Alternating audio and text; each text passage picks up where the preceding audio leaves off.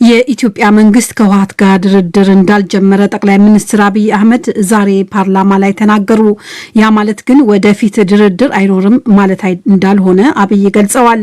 በእርስ በርስ ጦርነት ፍጹም ድል የለም። ከዚህ አንጻር ውጊያውን ለማቆም ሌሎች አማራጮችን ማየት ተገቢ መሆኑንም ጠቅላይ ሚኒስትሩ አክለዋል። በቡርኪና ፋሶ በአንድ የወርቅ ማዕድን ማውጫ አካባቢ በደረሰ ከፍተኛ ፍንዳታ በትንሹ የ59 ሰዎች ህይወት አለፈ። ሩሲያ የዩክሬንን ተገንጣይ አማጽያንን የሚገኙበትን የምስራቅ ዩክሬንን ቦታ ሪፐብሊክ ብላ እውቅና ከሰጠች በኋላ የምዕራቡ ዓለም በሩሲያ ላይ ማዕቀብ ለመጣል ተዘጋጅቷል። ሩሲያ ስፍራውን ለማስጠበቅ ስትል ወታደሮቿን ልካለች። ዜናው በዝርዝር የኢትዮጵያ መንግስት ከህወሓት ጋር ድርድር እንዳልጀመረ ተገለጸ። ይህ የተነገረው የኢትዮጵያ ጠቅላይ ሚኒስትር ዶክተር አብይ አህመድ ዛሬ በተካሄደው የህዝብ ተወካዮች ምክር ቤት ሶስተኛው አስቸኳይ ጉባኤ ላይ ከምክር ቤት አባላት ለቀረበላቸው ጥያቄዎች በሰጡት ማብራሪያ ላይ ነው። ጠቅላይ ሚኒስትሩ በእርስ በርስ ጦርነት ፍጹም ድል የለም፣ ከዚህ አንጻር ውጊያውን ለማቆም ሌሎች አማራጮችን ማየት ተገቢ ነው ሲሉ ተናግረዋል።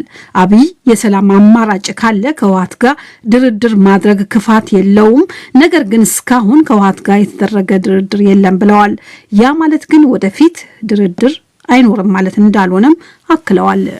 እስካሁን የተደረገ ድርድር የለም፣ እስከዚህ ደቂቃ ድረስ አላደረግንም ማለት እስከናካቴው ድርድር የሚባል ነገር አይኖርም ማለት አይደለም። በድርድርም ኢትዮጵያን የምናጸናው፣ በንትርክም ኢትዮጵያን የምናጸናው፣ በውጊያም ዋጋ የምንከፍለው ኢትዮጵያ ለማጽናት ነው። የሰላም አማራጭ ካለ ቲፒኤልኤፍ ቀልብ ከገዛ በጦርነት እንደማያዋጣው እንደማያሸንፍ ከተገነዘበ እኛ በደስታ የምናየው የሀገር ሉዓላዊነት የሀገር አንድነት ከተነካ ግን መቼም ቢሆን ኢትዮጵያና ኢትዮጵያውያን አይቆሙም። ይሄ ለሁሉም ሰው ግልጽ ነው።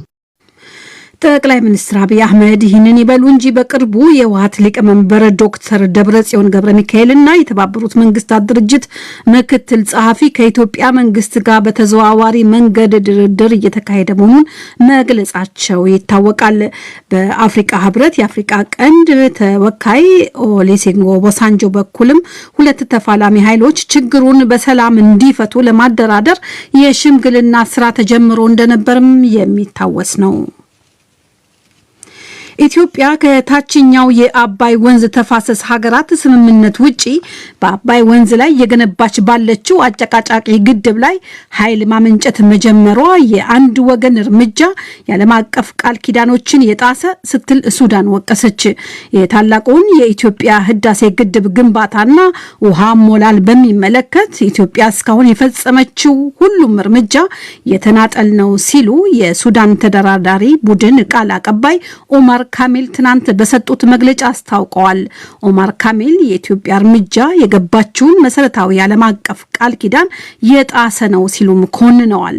ኢትዮጵያ አባይ ላይ ከ10 ዓመታት በፊት የህዳሴ ግድብ ግንባታን ከጀመረች ወዲህ የግድቡን ስራ አጥብቃ የምትቃወመው ሌላዋ የታችኛው ተፋሰስ ሀገር ግብጽ ኢትዮጵያ በግድቡ ላይ የገጠመችው ኃይል አመንጭ ተርባይኖች ባለፈው እሁድ ስራ መጀመራቸውን ጠቅሳ ነቅፋለች። ከጎርጎሮሳውያኑ 2011 ዓ.ም ጀምሮ ኢትዮጵያ አባይ ላይ የምትገነባውን ግድብ አሰራርና አጠቃቀም ላይ በግብጽ በሱዳን እና ኢትዮጵያ መካከል የተካሄዱ በርካታ የሶስትዮሽ ውይይቶች ለተደጋጋሚ ጊዜ ያለ ስምምነት መጠናቀቃቸው ይታወቃል። የአማራ ክልል የቤቶች ልማት ድርጅት በጦርነት ውስጥ ለቆዩ የአማራ ክልል ደንበኞቹ የቤትና የስራ ቦታ የኪራይ ዋጋ ቅናሽ ማድረጉን አስታወቀ።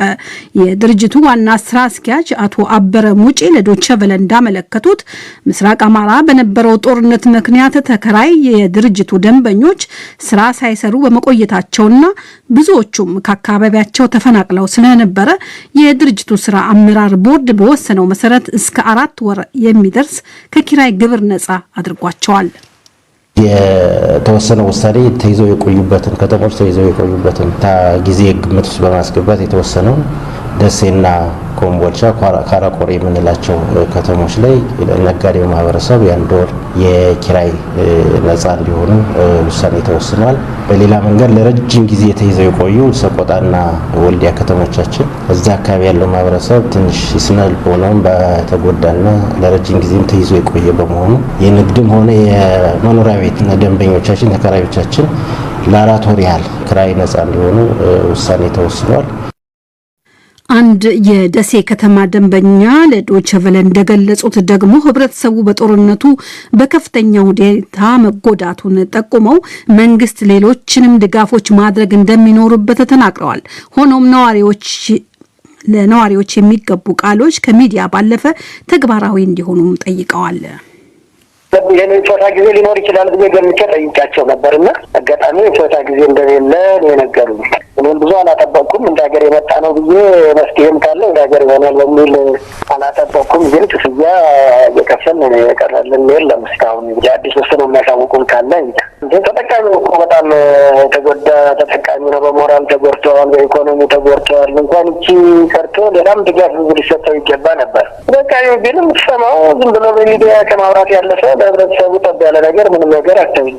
ግን ተጠቃሚ ጉዳትማ ከባድ እኮ ነው። በዚህም ኮምፐንሴት የሚሆን አይደለም። በመሰረቱ የአማራ ቤቶች ልማት ድርጅት የሚያስተዳድራቸው 3700 የንግድና የመኖሪያ ቤቶች እንዳሉት የባህር ዳሩ ወኪላችን አለምነው መኮንን የላከልን ዘገባ ያሳያል።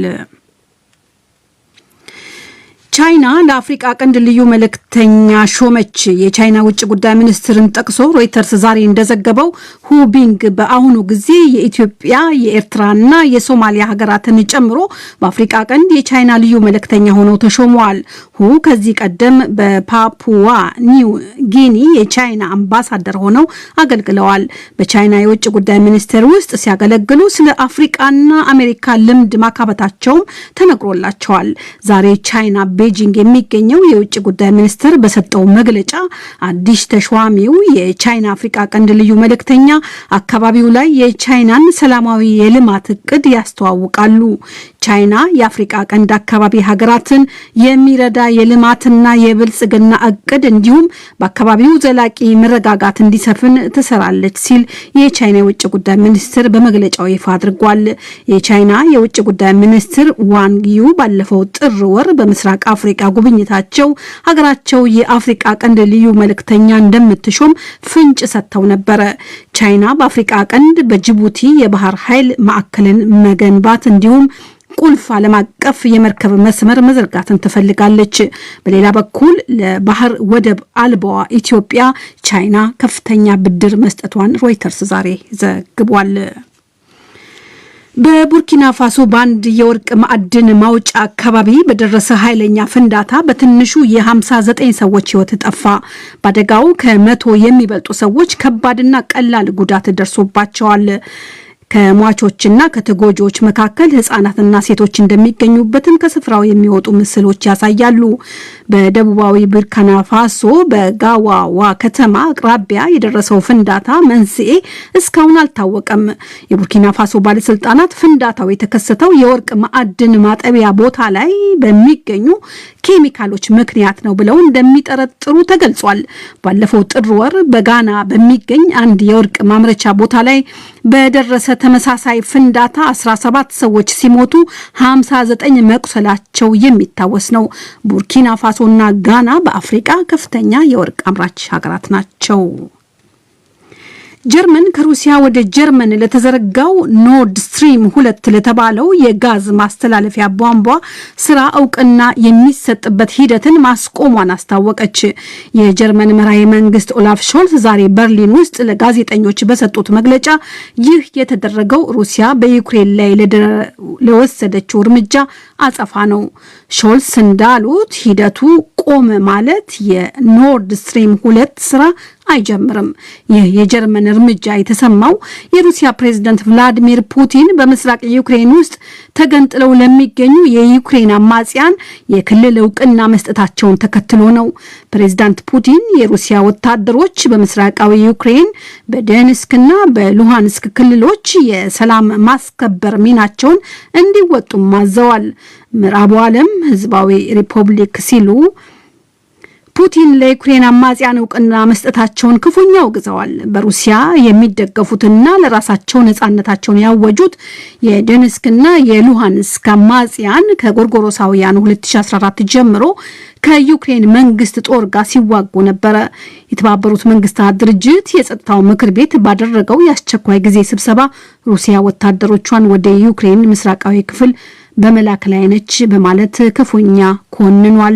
በሌላ በኩል የአውሮፓ ህብረት ከሩሲያ ጋር ሊያደርግ የነበረውን የንግድ ስምምነት መሰረዙ ተሰምቷል። ይህ ዶይቼ ቬለ ነው።